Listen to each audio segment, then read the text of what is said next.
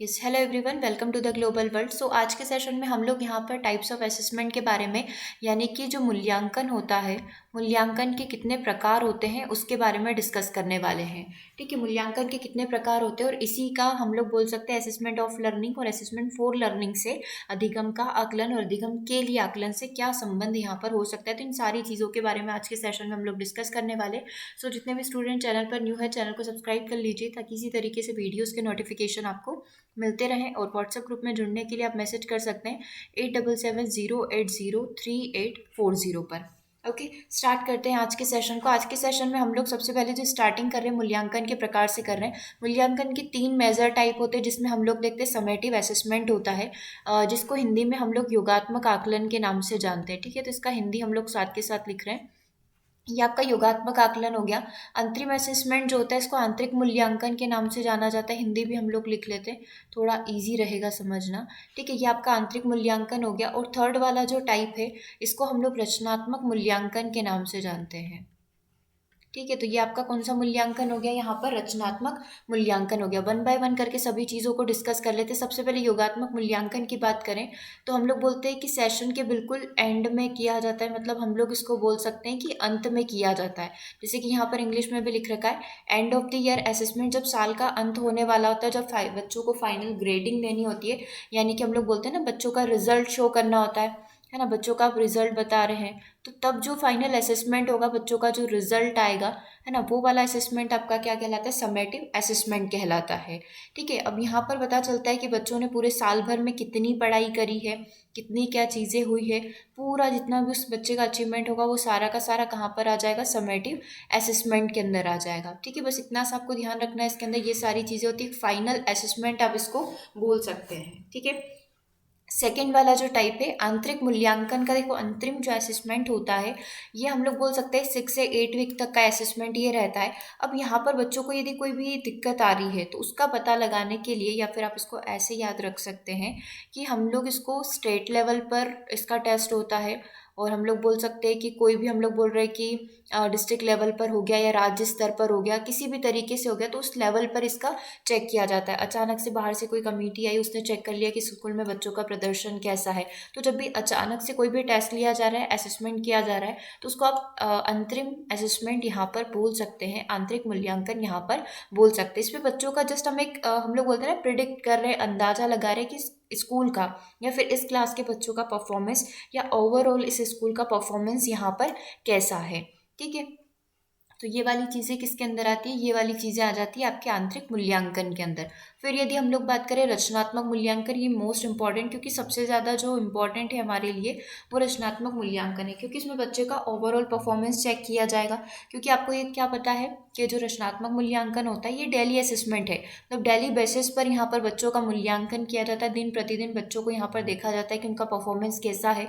उसके बेसिस पर यदि यहाँ पर हम लोग बच्चों का असेसमेंट कर रहे हैं तो उसको फॉर्मेटिव असेसमेंट के नाम से जाना जाएगा। ठीक है, उनका लर्निंग एक्सपीरियंस जो है, उनका सीखने का जो अनुभव है वो यहाँ पर चेक किया जाता है। ठीक है, इसमें बच्चों में कोई भी दिक्कत आ रही है, बच्चों को पढ़ने में, समझने में किसी भी प्रकार की कोई भी दिक्कत परेशानी होती है, तो उसका यहाँ पर डायग्नोसिस किया जाता है, उसका पता लगाया जाता है, उसकी कमजोरी का पता लगाया जाता है, देन उसका उपचार यहाँ पर, रेमेडियल यहाँ पर किया जाता है। ठीक है, बच्चा यहाँ पर, टीचर चाहेगा कि बच्चा जो भी चीज़ सीख रहा है उसमें क्या कर पाए, मास्टरी यहाँ पर कर पाए, मतलब एक हम लोग बोलते हैं ना एक परफेक्शन बच्चे के अंदर आ जाए। तो ये सारी की सारी चीज़ें कहाँ पर होती है, फॉर्मेटिव असेसमेंट के अंदर होती है। शॉर्ट में रिवाइज कर लेते हैं, कुछ और चीज़ों को भी देखेंगे। समेटिव असेसमेंट क्या होता है, समेटिव असेसमेंट बिल्कुल लास्ट में किया जाता है। यहाँ पर बच्चों को ग्रेडिंग दी जाती है ना। एक सेकेंड, थोड़ी अच्छी जगह देखते हैं, चलो यहाँ पे हम लोग कंप्लीट करते हैं वन बाय वन। ठीक है, लिखते जाना, है ना। समेटिव असेसमेंट की बात हम लोग कर रहे हैं,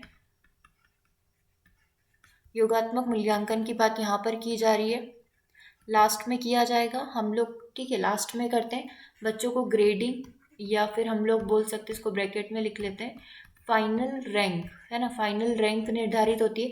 क्या इसमें डायग्नोसिस होता है, जब आपका फाइनल हम लोग देख रहे हैं, फाइनल रैंक बन गई है, बच्चों का रिजल्ट आ गया है, तो इसमें हम लोग बोल सकते हैं कि नो डायग्नोसिस, यहाँ पर कोई भी कमी का पता लगाकर उसका उपचार करने की कोशिश नहीं की जाती, क्योंकि फाइनल हो रहा है ना। उसके बाद आप नेक्स्ट क्लास में चले जाओगे तो फिर दूसरे टीचर आपको देखेंगे। ठीक है, इसमें कोई डायग्नोसिस यहाँ पर नहीं होता है। दूसरा जो हमने टाइप देखा था, दूसरा हमने टाइप देखा था अंतरिम ठीक है, जिसको हम लोग आंतरिक मूल्यांकन के नाम से जानते हैं। ये कभी भी हो सकता है, कभी भी इन द सेंस कि अचानक से भी हो सकता है। मतलब एक पता लगाते हैं ना हम लोग, एक सरप्राइज टेस्ट लेते हैं कि बच्चों का परफॉर्मेंस कैसा है, स्कूल का परफॉर्मेंस कैसा है। तो वो वाला जो असेसमेंट होता है वो अंतरिम असेसमेंट या आंतरिक असेसमेंट के नाम से जाना जाता है। देखो कभी भी हो सकता है, तो डेफिनेटली इसमें डायग्नोसिस होगा, क्योंकि अगर बच्चे ने फर्स्ट टेस्ट में कोई गलती कर दी है, स्कूल का रिजल्ट अच्छा नहीं आया, तो डेफिनेटली वो प्रयास करेगा कि नेक्स्ट टाइम उसका जो रिजल्ट है वो अच्छा हो। तो ये अंतरिम असेसमेंट हो सकता है। थर्ड जो हमारा टाइप होता है फॉर्मेटिव होता है। फॉर्मेटिव जो होता है हम लोग इसको बोल सकते हैं रचनात्मक। फॉर्मेटिव कौन सा होता है? रचनात्मक होता है।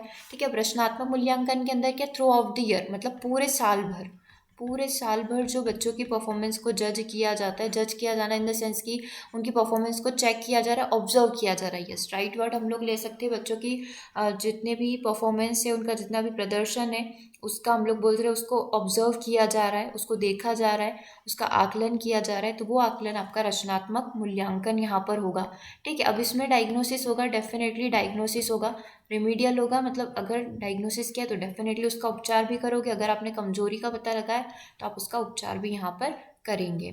ठीक है, कब तक किया जाता है? तो हम लोग बोल सकते हैं पूरे साल भर ये चलता है। थ्रू आउट द ईयर हमने बोल दिया कि पूरे साल भर ये चलेगा। ठीक है, तो ये सारी चीज़ें होती है।